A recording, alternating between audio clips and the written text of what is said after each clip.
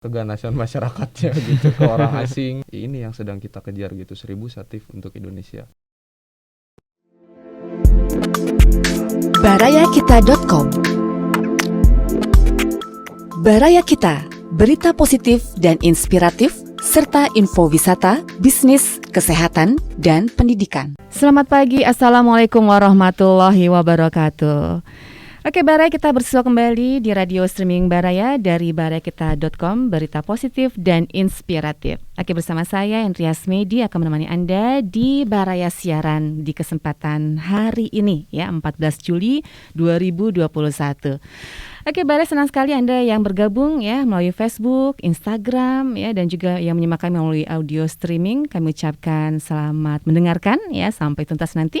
Karena di kesempatan hari ini kita akan ngobrol-ngobrol nih bareng rekanan kita dari Pemuda Peduli. Oke, kita sapa dulu ya tamu-tamu kita di kesempatan hari ini. Yang pertama ada Kang Faris ya, lengkapnya Muhammad Faris Al-Farizi ya, dari Pemuda Peduli di divisi partnership. Assalamualaikum Kang Faris. Waalaikumsalam Teteh. Sehat? Alhamdulillah Teteh. Lama nggak ketemu nih ya? Iya Teh, ini udah lama banget nih ya. Alhamdulillah sekarang ada kesempatan lagi untuk ketemu dan kita ngobrol lagi nih Teh. Terakhir kapan kesini ya? Terakhir itu kalau enggak sebelum salah, puasa ya? Iya sebelum puasa Teh, kira-kira lama banget ya. Kayaknya udah nggak peduli lagi sama kami ya. Tapi sehat semua ya teman-teman semua di Pemuda Peduli ya. Alhamdulillah ya. Oke, kalau gitu Wilujeng Sumping ya di Baraya. Dan walaupun sekarang lagi PPKM, tadi muter-muter dulu nggak nyampe ke studio? Iya Teh, tadi Teh ya pembatasan ya, pembatasan kegiatan juga. Jadi kita emang muter-muter juga lumayan lah gitu ya untuk muter-muternya mah. Muter-muter kota Bandung ya. Hitung jalan-jalan. Oke deh Kang Faris ya. Dan di sebelah Kang Faris ini masih dari Pemuda Peduli ada Kang Ozi Marzuki. Beliau adalah manajer fundraising Pemuda Peduli. Kang Ozi, kumaha damang? Alhamdulillah saya bisa bahasa Sunda? Biasa, kan aslinya orang Jakarta ya. Ada matus jadi orang Bandung. Berapa lama di Bandung? 5 tahun berarti. Oh, alhamdulillah, berarti udah pinter dong gaul sama Kang Faris ya. Dari kuliah tuh dulu 4 tahun. Oh, kuliah bareng sama Kang Faris juga. Oh, enggak. Beda ya. 4. Jadi, pas nyampe di Bandung, kuliah 4 saya di Nangor 4 tahun di Unpad, terus ketemu di PP sama ini Alfarisi. Oh gitu. Setahun lah, jadi 5 tahun lah udah di Bandung. 5 tahun di Bandung. Udah lulus belum sekarang kuliahnya? Udah, tinggal wisuda. Wisuda, kapan wisudanya? Bulan depan Agustus. Virtual nggak nih? Kayaknya virtual. Virtual ya. Padahal itu mama di rumah udah nyiapin kebaya. Ya Allah. Tapi nanti gimana, orang tua di rumah aja? Gimana? Di rumah. Gimana lagi, nggak bisa kesini? Nggak bisa ya. Oke, jadi menyaksikan saja ya. Menyaksikan aja anaknya pakai toga. Nanti pakai buat ini aja, foto shoot aja ya. Kebayanya ya. Kalau Faris masih kuliah juga nggak, atau udah beres? Alhamdulillah masih kuliah Teh. Masih kuliah, belum beres nih? Belum, insya Allah di semester depan untuk beresnya deskripsiannya. Semesteran lagi, semesteran lagi ya. Betul. Mudah-mudahan lancar ya skripsinya. Amin. Masih pada pemuda, masih pada kuliah nih Baraya, luar biasa semangatnya menggebu-gebu. Apalagi di komunitas Pemuda Peduli, mengembangkan diri ya. Mudah-mudahan bisa memberikan manfaat kepada banyak orang ya. Amin. Baik, ini Pemuda Peduli hadir Baraya dan akan menyajikan sebuah tema, yaitu 1000 Satif untuk Indonesia. Satif ini apa? Bisa dijelaskan? Kalau dari Satif itu sendiri itu merupakan saung kreatif yang kreatif. Iya, betul. Nah, nantinya itu saung kreatif itu dibangun sebagai pusat pembelajaran gitu ya, sarana untuk belajar bagi penerima-penerima manfaat kami seperti itu. Oke, jadi 1000 Satif atau saung kreatif begitu Baraya ya, untuk Indonesia. Sebelum kita nanti ngobrolin soal Satif tadi, nah sekilas dong flashback ya. Tidak kenal maka tidak sayang ya, karena mungkin belum tentu semua tahu, atau ada yang baru merapat nih ke Baraya, pengen tahu lebih jelas apa itu Pemuda Peduli. Nah, sekilas mengenai Pemuda Peduli bisa dijelaskan kepada Baraya semua. Oke, baik. Pemuda Peduli sendiri teh sebenarnya merupakan sebuah NGO teh, non-governmental organization yang alhamdulillah kita berdiri legal secara sebagai yayasan semenjak tahun 2016 teh. Nah, untuk fokus kita sendiri itu ada di SDG Social Development Goals. Itu nomor 4 teh, Quality of Education. Jadi di mana kita nantinya Pemuda Peduli berusaha berperan aktif ya untuk membantu membangun adanya pendidikan, pemerataan pendidikan gitu di Indonesia seperti itu. Jadi lebih konsen ke pendidikan ya? Iya betul. Oke, jadi Betul. dari tahun 2016 sampai 2021 sekarang ya? Iya, alhamdulillah. Sudah 5 tahun ya? Alhamdulillah sudah 5 tahun. Pencapaiannya udah banyak dong. Alhamdulillah teh sampai sekarang kita ada 3 program utama. Yang pertamanya ada program Bina Desa, itu program pembelajaran untuk teman-teman di desa, baik secara virtual dan juga non virtual. Nah, yang keduanya itu ada program social traveling, di mana social traveling itu sendiri merupakan sebuah program dengan pemaduan konsep antara volunteer dan juga tourism, di mana nantinya kita bukan hanya bermain tuh teh ke suatu tempat, tapi juga kita berbagi kebermanfaatan melalui kegiatan-kegiatan sosial yang dilaksanakan, diselipkan gitu di dalam rangkaian acaranya. Seperti itu. Dan yang terakhir ada social navigation teh. Apaan tuh? Jadi social navigation itu program pengabdian masyarakat ke daerah 3T. Iya. Terdepan, terluar dan juga terpencil. Terdepan, terluar, terpencil. Terpencil. Ini terdepannya apa tuh? Jadi yang masyarakat yang paling luar, yang kurang tersentuh dari teknologinya itu sendiri gitu ya, pembangunannya, pemerataan pendidikannya seperti apa. Nah, kita mengirimkan pemuda Agrapana, sebutan untuk relawannya. Nantinya dikirimkan untuk melakukan pengabdian itu selama 6 bulan sampai 1 tahun. 6 bulan sampai 1 tahun. Iya, betul. Cukup lama ya. Cukup lama. Dan itu akan memberikan banyak manfaat dong ya di sana ya mereka ya. Insya Allah. Disuruh Amin. main ya. Dan mengembangkan diri ya. Ini asik nih karena berbeda dengan yang lain ya. Iya, betul. Oke. Jadi Kang Faris selaku divisi partnership ya. Alhamdulillah, mudah-mudahan terus bersinergis ya dengan berbagai pihak ya, karena ini kan diperlukan ya. Amin. Oke. Nah, Kang Ozi Marzuki sendiri selaku manajer fundraising Pemuda Peduli ini tugasnya ngapain aja nih Kang Ozi? Kalau fundraising sangat erat kaitannya gitu dengan crowdfunding. Mungkin kita sudah banyak yang gak asing lagi dengan istilah crowdfunding. Salah satu contohnya platform Galang Dana. Itu menjadi salah satu media untuk crowdfunding dan juga mencari donatur yang nantinya dana dari crowdfunding yang kita dapat tadi melalui platform penggalangan dana dan juga melalui donatur secara personal, dana yang terkumpul itu akan kita gunakan untuk kepentingan 3 program yang tadi, Bina Desa, social traveling, dan juga social navigation. Nah, salah satu outputnya apa? Ya, ini yang sedang kita kejar gitu, 1000 satif untuk Indonesia melalui crowdfunding tadi dan juga melalui donatur secara personal yang masih terus kita gencarkan saat ini biar pendapatan, maksudnya pendanaan yang masuk makin besar dan impact yang Pemuda Peduli bagikan untuk Indonesia khususnya di bidang pendidikan juga bisa semakin besar dan meluas seperti itu teh. Jadi fundraising itu saya bertanggung jawab dalam hal itu begitu. Oke, cukup berat nih ya. Iya. Kalau dipikirin mah berat. Gitu loh.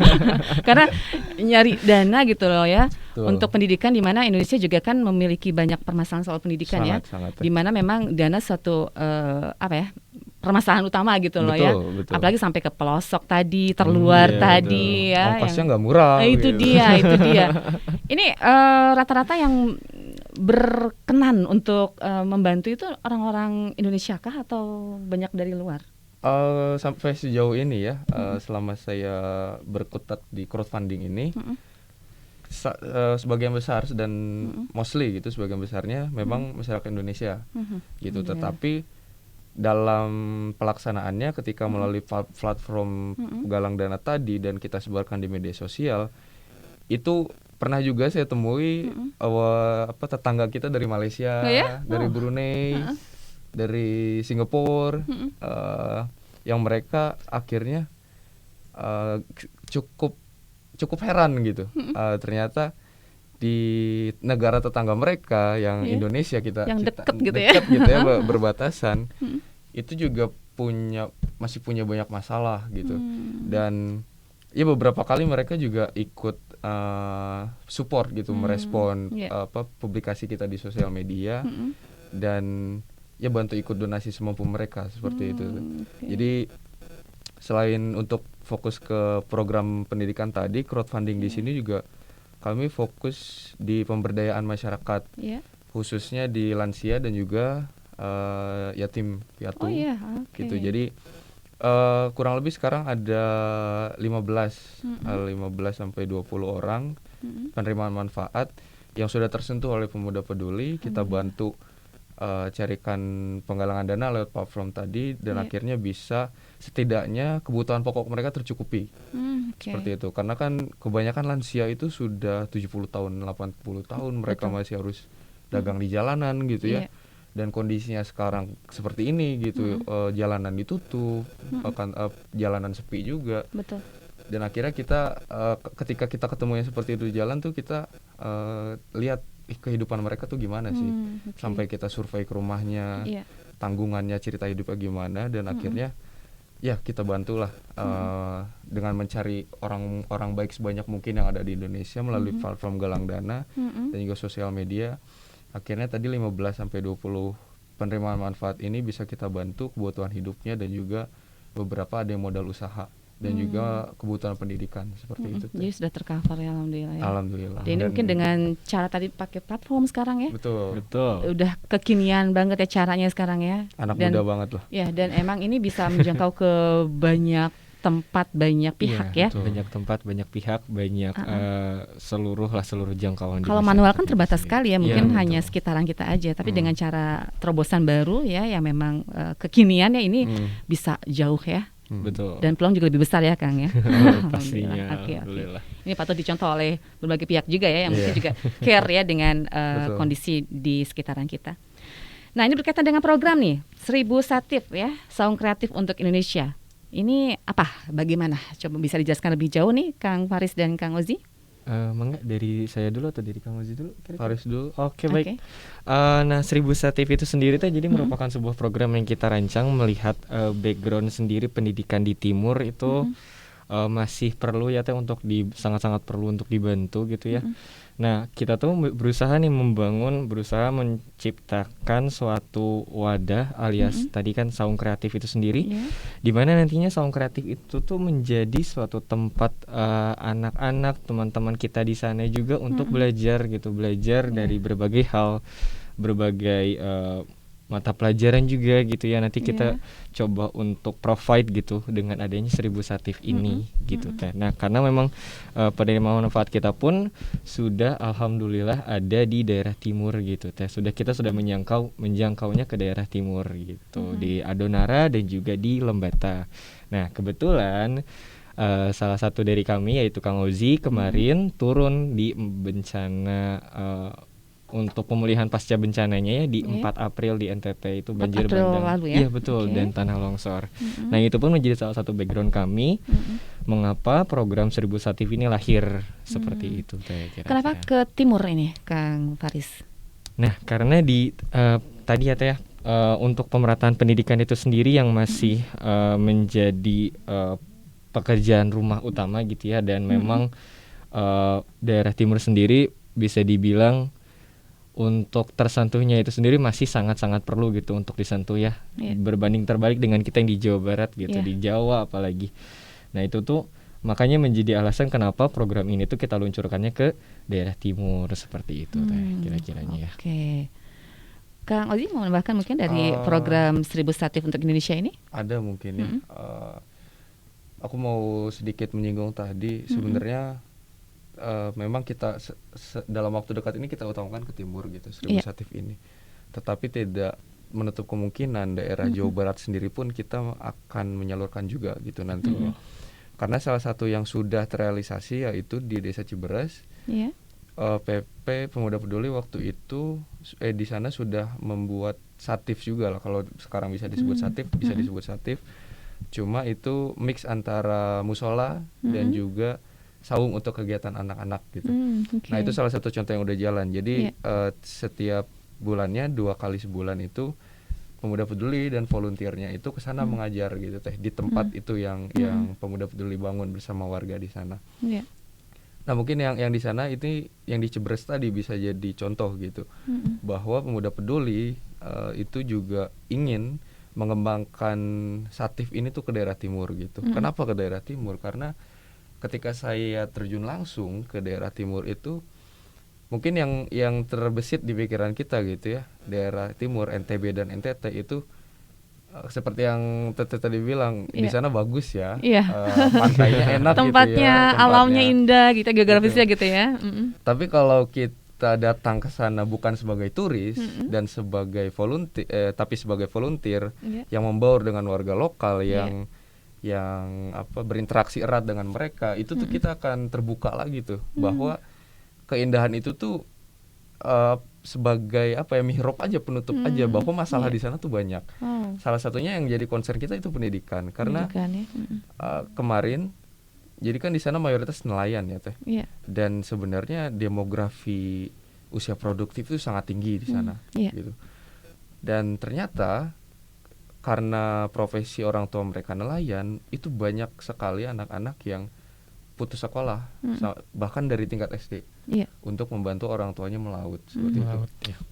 Dan juga kedua karena permasalahan sarana pendidikan yang belum menunjang dengan secara menyeluruh seperti itu. Jadi itu jadi beberapa faktor penghambat gitu, selain faktor ekonomi dan juga faktor sarana. Iya. Nah, Pemuda Peduli di sini melalui 1000 Satif untuk Indonesia mencoba mencari solusi alternatif untuk masalah pendidikan di sana dengan membuat saung kreatif, yaitu jadi satu pondok gitu ya yang memang dijadikan pusat kegiatan dan belajar anak-anak usia sekolah di sana, agar walaupun mereka tidak istilahnya belum bisa mengenyam pendidikan secara formal, Pemuda Peduli bersama mitra di NTT itu bisa membantu pendidikan mereka ya alternatif gitu. Jadi mereka tetap belajar walaupun nggak di sekolah dengan formal, seperti itu. Nah, itu yang sedang Pemuda Peduli usahakan untuk setidaknya sekarang mencari solusi alternatif dulu deh sebelum kita bisa membantu secara sistematis yang lebih luas seperti itu. Jadi salah satunya ini 1000 Satif seperti itu. Jadi solusi alternatif. Solusi alternatif ya, saung kreatif. Ini bentuknya emang dalam bentuk saung pondok kayak gitu atau gimana sih? Atau filosofi saja? Memang betul pondok seperti itu. Jadi kalau di Lembata itu sekarang masih dibangun. Jadi kita ada rekan juga di sana. Yeah. Di Lewaleba ini yang tadi saya bilang. Di sana mereka lagi bikin saung begitu, memang bentuknya kayak saung gitu, kayak kalau di Jawa Barat kayak di sawah kayak gitu di lah sawah ya. gitu ada saung gitu ya buat tempat istirahat kayak gitu yang niis buat ram ya. Cuma di sana bentuknya seperti itu kurang lebih. Cuma di dalamnya isinya tuh buku-buku ya, alat-alat tulis gitu ya. Jadi itu memang ya modelnya seperti itu, dan di sana jadi pusat kegiatan. Dan ketika kemarin terjun ke sana itu, anak-anak di sana tuh memang antusias sekali gitu loh Teh. Dengan adanya kita gitu, saya dan Pemuda Peduli dan yang lain datang ke sana, bahwa kita ngasih paket edukasi kayak alat apa tulis, pensil, pulpen, buku mewarnai, pensil warna, sama penghapus krayon gitulah ya. Gitu ya, untuk mereka biar nggak terlalu ingat sama bencananya gitu, karena memang itu sangat traumatis sekali untuk di usia segitu gitu kan. Mereka sangat senang gitu dengan hal-hal yang kayak gitu. Jadi ya memang sarana sendiri itu jadi faktor yang sangat mempengaruhi tingkat pendidikan di sana. Padahal sumber daya manusianya atau anak-anak usia sekolah tuh sangat banyak, dan mereka mau loh kalau difasilitasi untuk belajar gitu. Cuma memang ya itu kekurangan sarananya sendiri. Makanya kemarin waktu terjun ke lapangan, Pemuda Peduli mencoba tuh ngasih ya sebisanya dulu saat itu paket edukasi untuk tiap anak di Lewaleba itu dan juga di Lamahala.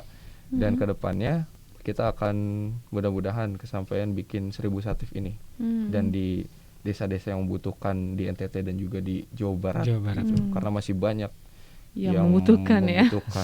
Apalagi tadi pasca bencana ya. Betul. Dimana memang tadi traumatis itu akan sangat ini ya mendalam ya ke tiap mereka korban bencana, apalagi anak-anak ya.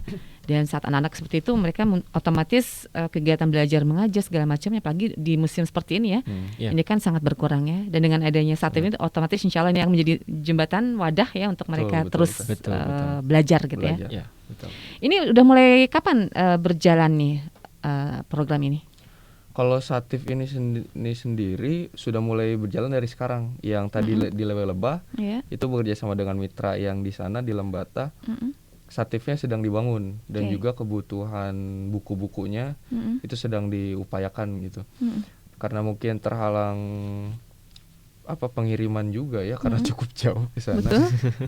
Jadi ada hambatan lah. Tapi yang jelas untuk di Lembata ini sedang berjalan, dan untuk yang di La Mahala di sana memang sudah ada mitra kita Iya. dari ada organisasi juga namanya La Mahala Peduli Umat. Oke. Jadi memang dia concernnya sama persis dengan Pemuda Peduli di bidang pendidikan. Mereka sudah bikin saung juga untuk anak-anak belajar, Iya. sudah ada bukunya, dan Pemuda Peduli sedang mengusahakan untuk virtual teaching Oh, oke. ke sana gitu. Jadi saat ini kita masih berkomunikasi dan juga melatih rekan-rekan yang ada di sana untuk bisa gimana sih cara virtual teaching gitu dengan Bandung dan NTT yang dipisah Iya. pulau dan selat. Betul ya. Jauh banget ya. Oke. Dan ini apakah memang nanti targetnya 1.000 atau gimana nih Ya jumlahnya? namanya target itu kan menurut saya mimpi ya. Iya. Mimpi itu kita berhak setinggi apapun, Iya. asal kita usaha mencapainya gitu. Kalau untuk Pemuda Peduli sendiri 1.000 itu ya memang target gitu. Target ya. Target. Oh, sebanyak-banyaknya ya kita. Sebanyak-banyaknya maksudnya gitu. Syukur-syukur bisa melebihi itu ya. Syukur-syukur bisa lebih dari itu. Iya. Oke. Jadi makin banyak desa yang kita sentuh, makin banyak yang tercover, dan kebermanfaatan dari Pemuda Peduli dan juga masyarakat itu nanti akan sampai ke penerima manfaat begitu. Tujuan akhirnya nanti apa nih dari program 1.000 Satif ini? Kalau tujuan akhirnya sebenarnya goalsnya ya, impact yang pengen dicapai adalah anak-anak itu mendapatkan pendidikan yang layak, Iya. yang nantinya outcome dari 1.000 Satif ini sendiri melahirkan anak-anak yang berpendidikan dan berkarakter sesuai visi Pemuda Peduli sendiri, seperti itu. Teh. Amin, mudah-mudahan terwujud ya. Amin. Amin, Ini luar amin, biasa mulianya ini loh ya. Banyak sekali loh ya yang pengen mendapatkan pendidikan yang tinggi, hanya banyak sangat. keterbatasan Iya, keterbatasan. untuk mencapainya itu ya. Betul. Oke. Kendala yang dihadapi dengan 1.000 Satif ini apa nih kendala-kendala sejauh ini? Kalau kendala sih ya tentu banyak ya. Pertama dari tadi yang pendanaan tentunya, karena kita masih mengupayakan Iya. pendanaan, sumber daya manusia jelas, karena kita harus mencari mitra-mitra yang memang ada di lokasi itu dan yang bisa bekerja sama dengan Pemuda Peduli. Itu sih dua itu sih paling Yang paling utama yang ya, paling utama, yang terasa finansial banget ya. dan juga sumber daya manusianya. Oke. Itu yang paling kerasa dan masih kita kembangkan sampai sekarang. Ya mudah-mudahan ya bisa diatasi itu ya. Ya, harus sih. Harus ya. Harus Optimis dong ya. Oke. Nah ini sejauh ini desa binaan ya dari Pemuda Peduli sebagai penerima manfaat ini kriterianya apa saja, dan sejauh ini baru di mana saja? Kalau untuk desa binanya itu sendiri sejauh ini alhamdulillah kita sudah ada 3 ya Teh, untuk di daerah Pulau Jawanya itu sendiri kita udah 3 ya. Itu ada di Ciberes tadi sudah disebutkan sama Kang Ozi gitu, di daerah Subang. Yang keduanya itu ada Cicakang Hilir itu di Bandung Barat. Bandung Barat. Dan yang ketiganya itu ada Sirna Jaya itu juga di Bandung Barat Teh, Bandung Barat juga kebetulan. ya. Iya. Nah, kita juga lagi mengusahakan untuk tadi karena program ini juga gitu ya. Di 1.000 Satif ini juga kita mencoba untuk bukan hanya pendidikan itu ada adil dan merata itu di daerah Jawa gitu, tapi kita juga berusaha untuk menjangkau ke daerah timurnya itu sendiri. Daerahnya sudah disebutkan juga tadi itu di Adonara dan juga di Lembata. Seperti itu. Jadi memang mencari tempat yang tadi ya, yang terluar, yang masih kesulitan ya. Betul. Dan ternyata di timur tadi ya, menurut Kang Ozi ya, memang sih daerahnya indah, bagus ya. Mungkin banyak wisatawan luar dan domestik ya menikmati itu ya. Tapi ternyata banyak permasalahan di belakang itu ya, yang mungkin kita nggak sadar ya. Betul. Asik aja foto sana foto sini, tapi ternyata di sana masih banyak sekali mereka yang membutuhkan pendidikan ya, yang Betul. tidak tersentuh mungkin ya, belum tersentuh mungkin ya. Belum. Dan sejauh ini memang lagi ke daerah timur, dan ternyata di NTT ya. Ini sekarang targetnya di sana ya. Iya, Nusa NTT. Tenggara Timur ya. Timur. Betul ya. Iya. Dan yang sudah tadi disebut oleh Kang Ozi, daerahnya tadi mana, La Mahala Jaya Iya. dan Lewo Leba. Lewu Leba. Hmm. Udah jago bahasa NTT kayaknya ini. Logatnya udah NTT banget gitu ya. Berapa lama Membawa. kemarin di NTT, Kang Ozi? Sebulan Sebulanan, sebulan lah adalah sebulan. Itu kesan-kesannya gimana sama wilayah NTT? Nggak akan aku lupain sih Teh, kayaknya.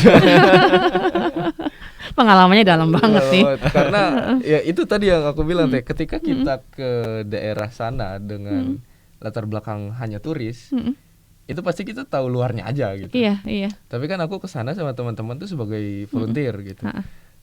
Jadi di sana tinggal di rumah warga. Tinggal di rumah warga ya di sana ya. Warga di Oke. sana, sama yang memang yang tadi yang organisasi lokal sana yang kerja sama. Tinggal di rumah warga, makan sama warga, ngobrol sama ibu-ibunya, Oh, iya? sama anak-anaknya gitu kan. Oh, Terus kalau malam itu kita ngegitar sama anak-anak muda di sana Iya, juga gitu. oke. Dan ngobrolin banyak hal khususnya di pendidikan sama penggerak pendidikan di sana juga. Jadi banyak banget insight yang masuk ke aku gitu, yang ternyata selama 22 tahun aku hidup cuma di Jawa tuh banyak hal yang belum aku tahu loh gitu. Iya. Bahkan di Indonesia dulu gitu, nggak usah keluar negeri dulu deh. Bahkan di Indonesia dulu itu banyak hal yang nggak aku tahu. Kita nggak tahu ya.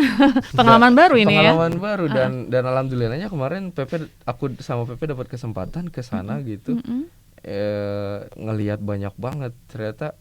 Kalau kita lihat di HP aja di sosial media ya NTT Labuan Bajo, terus Flores gitu yang Betul, Flores. pantai sama gunungnya Iya. deket. Iya. Ternyata ketika ke sana, oh ternyata realita masyarakatnya kayak gini ya.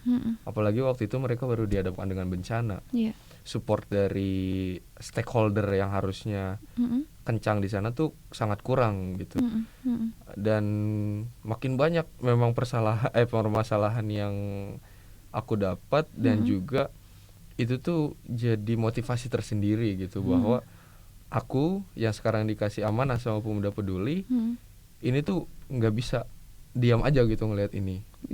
Aku dengan yang aku bisa dan Pemuda Peduli bisa, setidaknya kita harus membantu sesuai dengan kemampuan kita yang maksimal untuk mereka. Karena sangat banyak masalah di balik keindahan pantai mereka gitu. Oh gitu. Ternyata kan kita pikir kalau tempatnya indah segala macam berarti kan kehidupan di dalam juga ya indah juga gitu. Adem gitu ya. Adem gitu ya sesuai dengan kondisi di sana ya. Betul, Tapi iya. ternyata banyak hal yang harus dibantu ya. Ya, dari Banyak. pendidikan terus juga ke masalah ekonominya gitu ya. Masalah apa lagi? Pokoknya kedua itu deh. Yang utama ya. Yang utama pendidikan dan ekonomi karena keduanya sangat berkaitan gitu kan. Tapi kalau untuk di dalam masalah culture dan juga sosial budaya mereka itu mereka sangat erat banget deh di sana. Oke. Jadi kayak di Adonara aja aku impress banget gitu ketika aku Adonara ngobrol sama salah satu rekan di sana tentang bagaimana sih adat di sini karena background aku orang sosial gitu ya. Iya. Dan aku interest dengan hal itu gitu. Jadi mereka itu di sana di satu desa Lamahala itu mereka itu punya sistem sistem kayak kenegaraan kecil. Oh ya? Nah, Oh. jadi mereka Kayak kerajaan gitu ya. kayak kerajaan dulunya memang kerajaan Lamahala Jaya Lamahala gitu. Jadi mereka itu nggak ada orang yang asli sana. Jadi emang pendatang, orang-orang Bugis, orang-orang Sasak yang dari Lombok dan pulau-pulau lain itu ke sana. Jadi mereka mungkin ya dulu nih berembuk gitu nentuin Iya. siapa yang punya kapasitas di bidang pengorganisasian dan pemerintahan, siapa yang punya kapasitas di bidang pertahanan, siapa yang punya kapasitas di bidang pelayaran gitu, pelayaran pertahanan laut dan darat. Iya. Mungkin itu mereka sepakati dan akhirnya terbentuk sistem di adat mereka. Jadi masing-masing orang itu punya suku. Oh ada suku ya. Ada suku yang yang tugasnya di pemerintahan, ada yang khususnya di pertahanan dan peperangan, di logistik. Terus ada juga yang di konsumsi. Itu mereka punya sistem gitu. Disetujui oleh Disetujui, mereka ya dan itu secara masih internal ya. berjalan sampai sekarang gitu. Oke. Dan itu yang buat aku impress gitu ketika mungkin di kita orang Jawa daerah timur di sana itu tidak akan punya pikiran semodern itu. Iya. Gitu ya. Karena soal sistem pemerintahan dalam lingkup kecil desa itu tuh menurut aku udah luar biasa dengan sistem yang serapi itu. Iya. Kayak gitu dan aku nggak pernah expect di daerah timur ada loh masyarakat yang sudah punya local wisdom seperti itu. Tapi nggak pakai aturan undang-undang kayak gitu, Nggak nggak ada pakai. ya. Beda sama kita kan semua tergantung Tergantung peraturan undang-undang, tertulis. peraturan Peraturan tertulis. juklaknya ada gitu. Kalau di sana Iya. enggak ya? Kalau di sana enggak. Jadi mereka memang berpatokan pada itu karena memang itu udah adat gitu. Adat gitu ya, Udah adat istiadat ya, adat istiadat. yang harus dipatuhi gitu Yang ya. harus dipatuhi. Karena ya dari sudut pandang sosiologi pun custom itu atau hukum adat itu emang hukum yang paling tinggi gitu. Oke. Apalagi ketika konteksnya masyarakat yang masih tradisional seperti di timur kebanyakan gitu. Dan itu sih yang buat aku impress banget. Wah gila ya ternyata masyarakat di sini tuh pemikirannya udah lebih modern gitu daripada Iya, daripada kita yang orang kota gitu orang ya. kota gitu. Mereka bisa ngejaga sistem itu berjalan sampai saat ini, entah dari tahun berapa, mungkin dari zaman Belanda masih ada di sini gitu. Itu Dan salah satu disiplin ya mereka ya. dan disiplin. Kita Iya. kan ada aturan juga ngelanggar mulu ya. Aturan buat dilanggar sama kita ya. Kalau mereka nggak pakai aturan tertulis tapi mereka patuhi itu ya. Mereka betul. patuhi. Itulah yang kelebihannya ya. Dan nggak ada bener-bener nggak ada tertulis ya itu teh. Jadi memang ya udah mereka itu by lisan aja gitu. Dan ada tokoh yang dihormatin, kalau Iya. ada apa-apa ya udah musyawarah dengan tokoh itu. Oke. Seperti itu. Menariknya di situ sih yang Luar paling biasa aku ya. ini. Ini Indonesia banget zaman dulu ya. Apalagi Kang Ozi dari Jakarta ya bisa ngeliat langsung ke sana ya. Iya, Pengalaman betul. yang luar biasa ya. Kang Ozi backgroundnya apa nih? Tadi bilang sosial? Aku kesejahteraan sosial. Pantesan. Ya bisa menelaah itu ya. Sesuai dengan ilmunya ya. Betul, sudah sesuai dengan bidang keilmuannya ya. Itu dia. Jadi banyak kesan dong ya yang sangat mendalam, apalagi nih kesan-kesan sebagai seorang relawan. Yang mendalam itu selanjutnya kepercayaan dan kerekatan dan penyambutan masyarakat di sana Oh, ya? terhadap relawan serius deh. Apakah welcome mereka?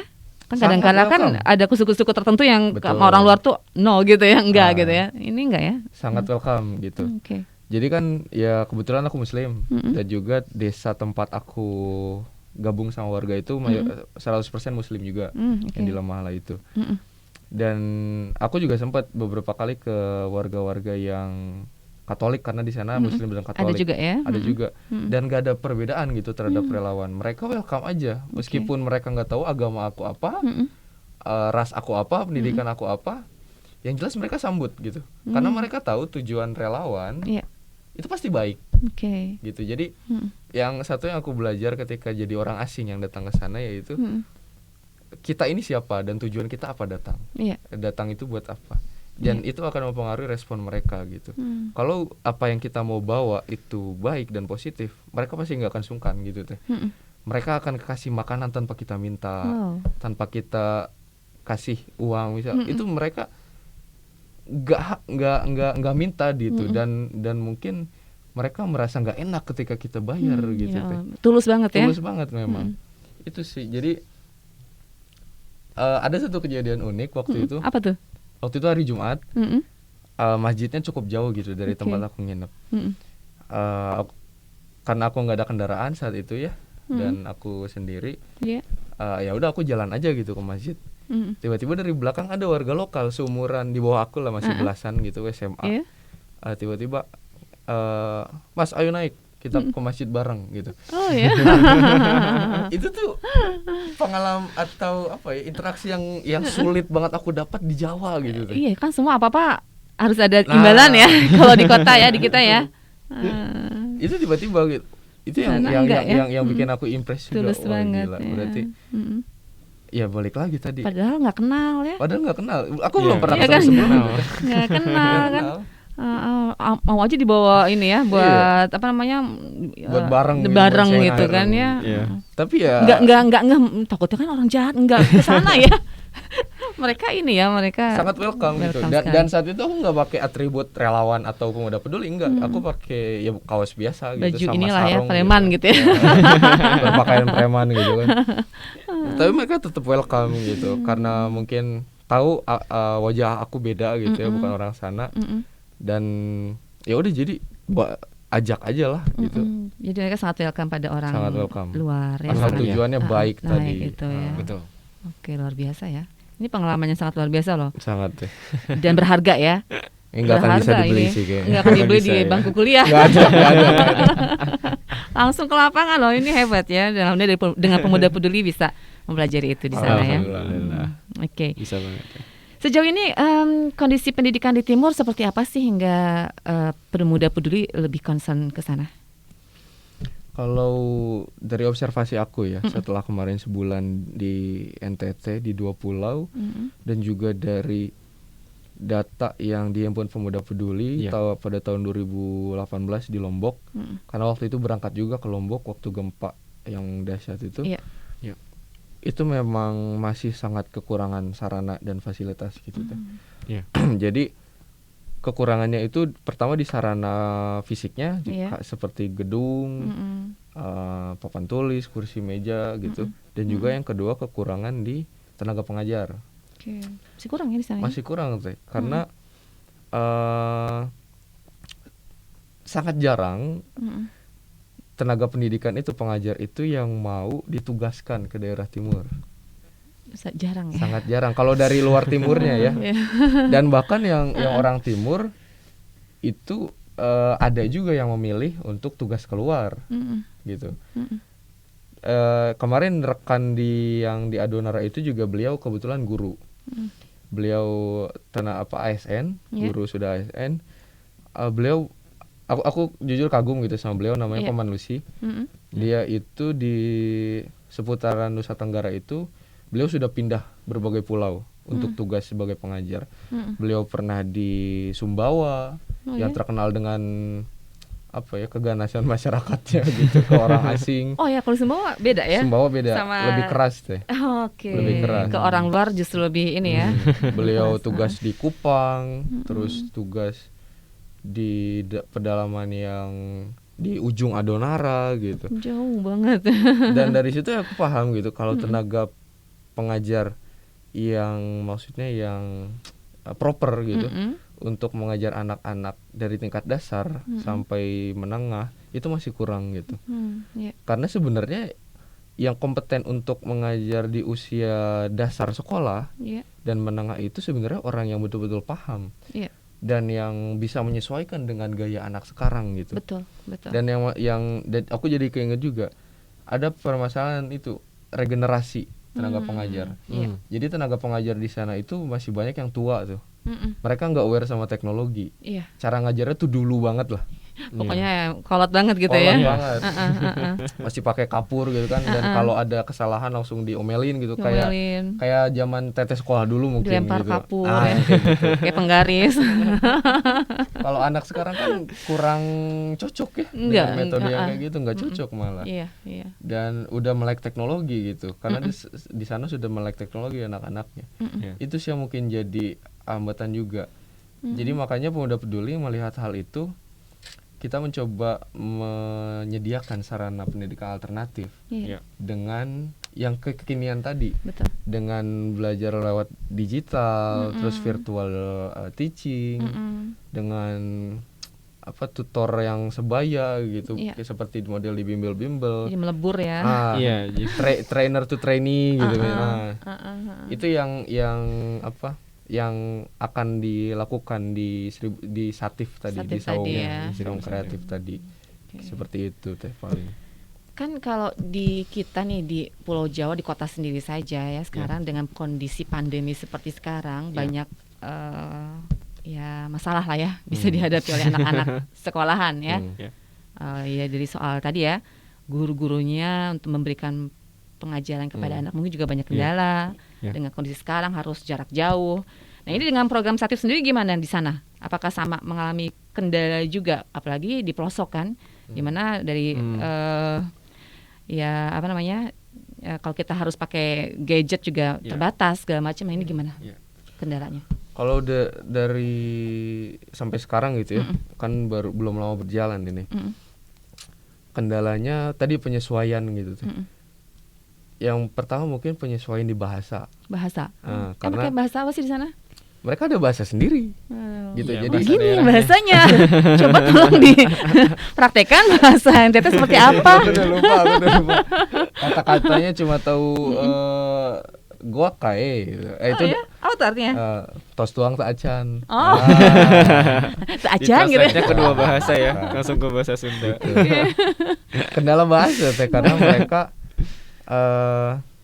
ya karena permasalahan yang tadi kurangnya regenerasi tenaga pengajar, jadi yang tua-tua itu ngajarnya pakai bahasa daerah. Jadi bahasa ada. Kalau bahasa ibu enggak nih bahasa Indonesia, bahasa Indonesia nasional? kurang. Itu ya? guru-guru yang memang relatif lebih muda gitu. Oke. Kayak seperti rekan-rekan yang kerja sama-sama Pemuda Peduli. Bukan berarti pemakaian bahasa daerah itu kurang baik ya, bukan. Itu Iya. baik gitu Tetap karena harus, untuk iya. menjaga bahasa ibu Betul, mereka. pelestarian, Cuma kan bahasa baku kita Indonesia itu penting juga untuk terus nasional dilatih, kita ya. bahasa nasional gitu. Karena untuk berkomunikasi itu biar lebih lancar ketika mereka memang harus dihadapkan dengan situasi yang seperti itu. Betul. Itu yang jadi penghambat dari segi komunikasi karena bahasa yang digunakan tuh beda. Anak-anak di sana belum terlalu paham dengan bahasa Indonesia, sedangkan kita Pemuda Peduli dan juga volunteer yang dari Bandung ini menggunakan bahasa Indonesia. Iya, Seperti karena itu. otomatis kita harus belajar dulu ya bahasa Otomatis, daerah setempat Otomatis ya. harus membaur dulu. Makanya kadang itu mungkin hambatnya yang bikin komunikasi kurang lancar gitu ya. Iya. Tapi kalau untuk soal teknologi gimana di sana? Soal teknologi di sana sudah aman sih ya, sudah mengikuti, tercover, bisa sudah mengikuti. Di sana sinyal sudah ada, Bagus ya. sudah kecil meskipun cuma satu provider. Oke. Iya, Tetap paham lah. hanya satu Apa? provider ya. Terus wifi juga sudah. Bagus ya. Alhamdulillah. Jangan-jangan bagusan di sana daripada kita ke Gunung Halu ya. Iya sih, iya bener teh. Aku kan tadi Gunung Halu susah loh. Iya. Halu susah. Susah kita juga deh, lembang-lembang ke Gunung Halu atas sana juga susah ini kalau Iya. nggak provider tertentu ya.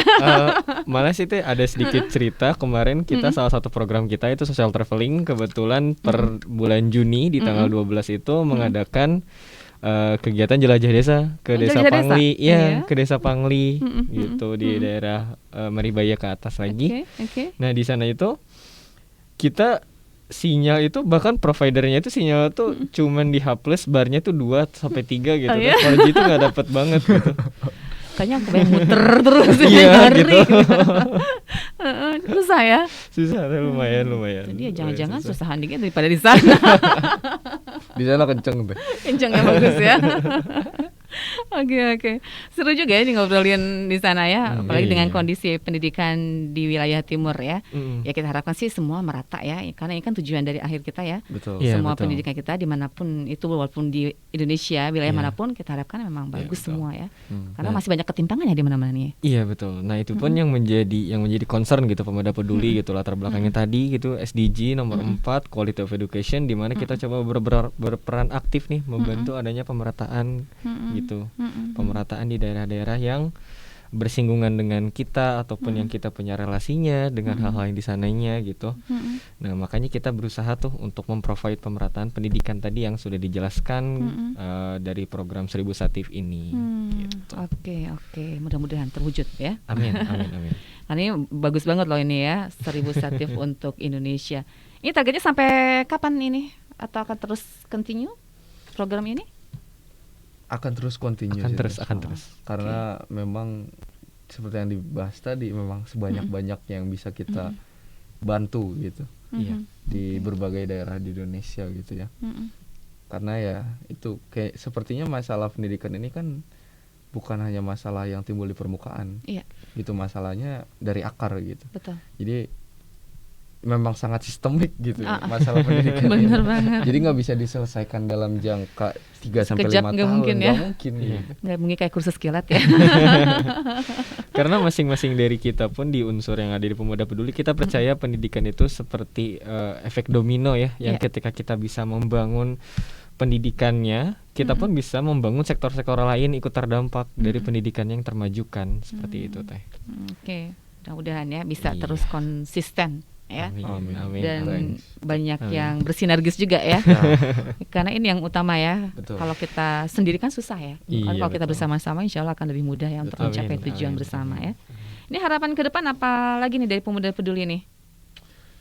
Dari aku dulu mungkin itu. Mangga.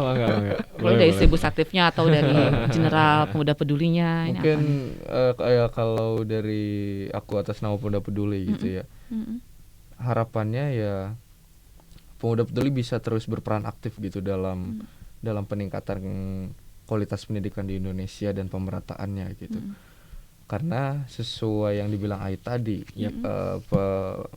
orientasi kami terhadap pendidikan yaitu ya pendidikan tuh basic gitu, basic untuk seorang individu untuk meningkatkan kualitas dirinya gitu. Jadi ya harapannya ke depan Pemuda Peduli bisa terus membantu masyarakat Indonesia dimanapun dia berada gitu, di pelosok manapun dan semahal apapun kosnya, sejauh apapun jaraknya. Betul. Harapannya Pemuda Peduli bisa menjangkau mereka supaya bisa mendapat akses pendidikan yang layak dan akhirnya dan nantinya mereka bisa menjadi generasi yang berpendidikan dan berkarakter. Dari aku sih gitu. Amin. Mudah-mudahan ya wujud, amin. Kang Maris mau nambahin nih harapan-harapan Pemuda Peduli yang lainnya? Kalau dari aku kan tadi dari Kang Ozi itu dari sektor pendidikannya tuh. Nah ini pun ada salah satu misi dari Pemuda Peduli yaitu menciptakan gaya hidup baru di anak muda, di mana Pemuda Peduli itu mencoba nih untuk memberi sudut pandang baru bahwa kegiatan kerelawanan itu tidak semonoton itu. Betul. Kegiatan kerelawanan itu bisa dibangun dengan berbagai cara yang menyenangkan, termasuknya tadi melalui program social traveling gitu, di mana kita bukan hanya main gitu ya ke suatu tempat tuh, tapi kita berbagi kebermanfaatan yang kita punya sekecil apapun itu. Gitu kayak kemarin di Desa Pangli kita selain main juga kita membagikan baju bekas layak pakai gitu kepada anak-anaknya dan juga alat-alat tulis gitu ya, alat-alat tulis, alat-alat belajar seperti yang tadi Kang Ozi bilang, ada buku tulis, ada buku gambar, pensil warna, pensil gitu, pulpen gitu. Kita coba untuk bagikan kepada anak-anak, mengingatkan untuk pandemi virus seperti saat ini kan tidak bisa dipungkiri bahwa sekolah-sekolah pun sedang terhambat untuk kegiatan belajar mengajar secara langsungnya. Seperti itu. Betul. Ya, ini satu gebrakan baru ya. Iya. Jadi emang betul nggak monoton. Kadang-kadang kita kan mengikuti suatu kegiatan ya. Apalagi yang namanya kayak NGO gitu. Kadang-kadang ngebosenin ya. Cuman teori. Hal-hal yang ya teoritis banget gitu ya. Tapi aplikasi ke masyarakat ini yang kadang-kala kurang diterobos gitu ya. Mudah-mudahan Pemuda Peduli bisa menunjukkan itu ya. Dan menjadi percontohan ya. Dan betapa banyak hal yang bisa kita lakukan ya. Karena banyak PR-PR di depan kita ya. Ini tugas kita bersama ya kalau kita pengen peduli ya dengan sesama dan tentunya juga memajukan negara kita ya. Apalagi sisi pendidikan ya. Yang mau tidak mau kita juga masih melihat banyak kelemahan ya yang harus kita perbaiki. Perhatikan. Betul. Ini mau sampai kapan jadi relawan ini Kang Ozi? Aduh, sampai kapan? Nggak ada batasannya Pemuda Peduli menjadi menerima relawan? Kalau menerima relawannya sih again kita selalu membuka batch ya tiap semesternya itu. Per semesternya itu per 6 bulan kita selalu open rekrutmen untuk relawan. Seperti itu. Sejauh ini udah berapa banyak relawan di Pemuda Peduli? Sepanjang ini terakhir kita untuk mendatakannya itu, kita pendaftarnya itu ada di angka hampir 600 orang teh. 600 orang? Iya.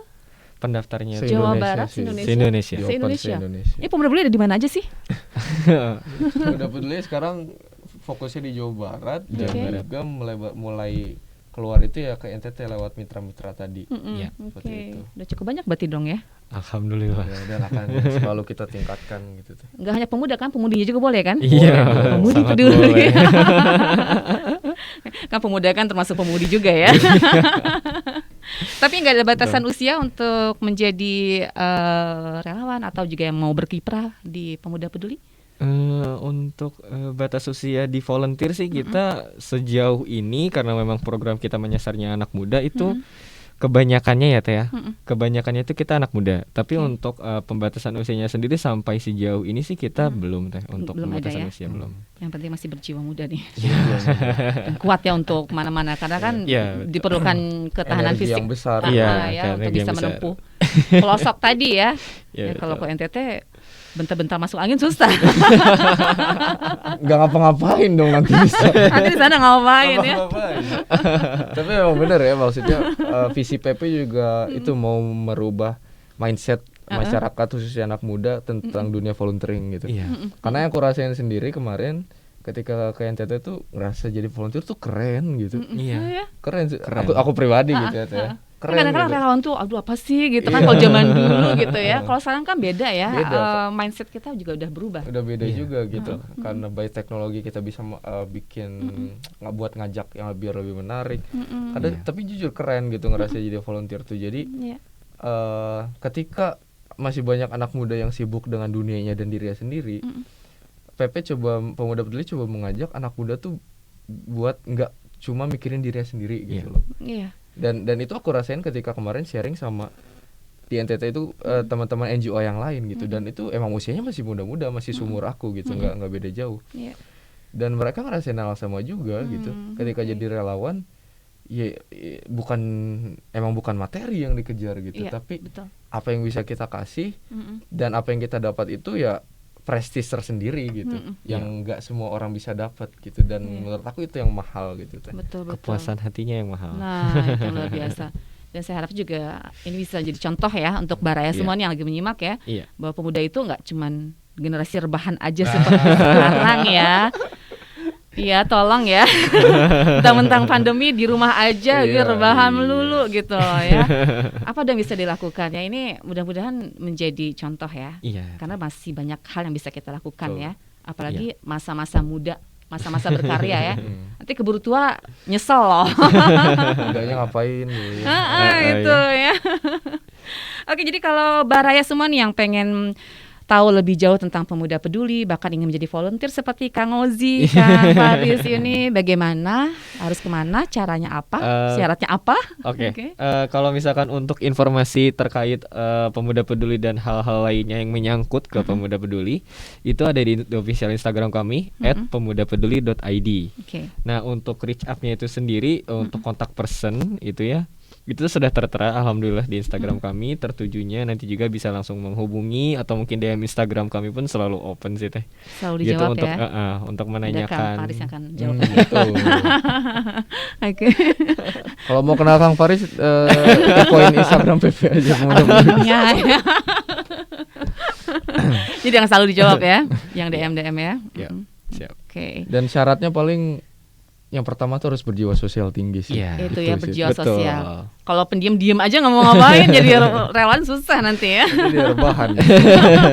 Punya keinginan berbagi itu yang apa yang bisa aku kasih gitu ke masyarakat. Seperti itu sih teh. Oke, sip. Mudah-mudahan semakin banyak sekali pemuda-pemuda yang peduli ya dengan Iya, betul. sekitarnya ya. Alhamdulillah. Jangan yang Mudah-mudahan individual semua. melulu ya. Ya. Baik, waktu kita sudah mau habis nih. Ada yang mau disampaikan lagi kepada Baraya semua lagi menyimak nih di kesempatan hari ini lewat Facebook, Instagram, dan audio streaming. Kita juga nanti ada di YouTube kami di Baraya Kita Official ya. siap. Oke, silakan. Mau sampaikan apa nih? Dari Kang Ozi dulu mungkin kan? Silakan. Boleh. Kalau dari aku sih ini value yang aku pegang juga gitu. Jadi siapapun kita, dimanapun kita sekarang lagi berada gitu, dan kapanpun waktunya, jangan fokus ke diri sendiri. Coba lihat deh sekitar kita nih, kayak misal kita lagi di minimarket gitu ya, coba tengok sekitar di jalan depannya atau di mananya. Coba lihat deh, ada nggak saudara kita gitu atau orang yang saat itu kelihatan butuh bantuan gitu. Coba deketin, Iya. coba kasih sesuatu yang bisa mungkin menghibur dia. Iya. Mungkin saat itu dia kelaparan, kita bisa kasih sedikit makanan gitu. Iya. Dan ketika kita ngobrol, kita bisa mungkin dapat cerita yang menarik gitu, yang bisa mendorong diri kita tuh buat ngebantu dia gitu. Itu biar bisa kita semua melatih awareness kita tentang lingkungan gitu. Jadi ya tadi kita hidup, kalau bisa kita hidup nggak cuma untuk diri kita, Betul. tapi juga untuk orang lain.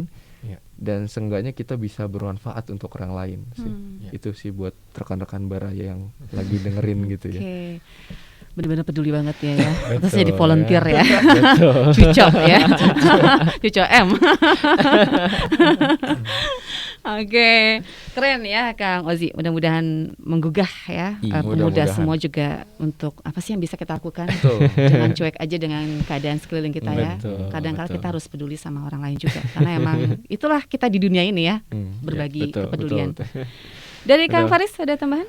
Mungkin aku cukup sedikit aja teh nambahin dari Kang Ozi karena aku pun sering banget nih sharing-sharing dengan rekan-rekan dari Pemuda Peduli itu sendiri gitu ya.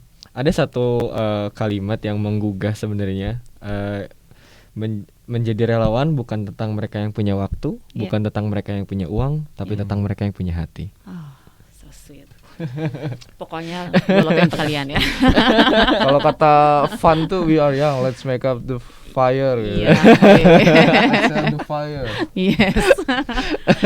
Luar biasa ya. Oke, makasih udah datang ke Studio Baraya. Mudah-mudahan kalian nggak bosan ya untuk berbagi, apalagi kalian masih muda-muda bisa menjadi contoh untuk yang lain, selalu peduli kepada sesama ya. Salam buat rekan-rekan semua di Pemuda Peduli. Ditunggu update-update informasi berikutnya ya. Siap. Terus semangat ya, Siap. Kang Ozi Siap, dan Teh. Kang Faris ya. Baik Baraya semua, terima kasih atas perhatian Anda ya yang melalui Facebook, Instagram dan juga audio streaming, dan juga yang nanti melihat kami juga di YouTube kami. Pokoknya Anda simak terus barayakita.com, berita positif dan inspiratif. Demikian bincang kita bersama Pemuda Peduli bersama Kang Faris dan Kang Ozi. Dan terima kasih. Sampai jumpa dan kesempatan. Saya Andreas Media dan juga segenap kru yang bertugas mohon diri. Selamat siang dan wassalamualaikum warahmatullahi wabarakatuh. Barayakita.com. Baraya Kita, berita positif dan inspiratif serta info wisata, bisnis, kesehatan, dan pendidikan.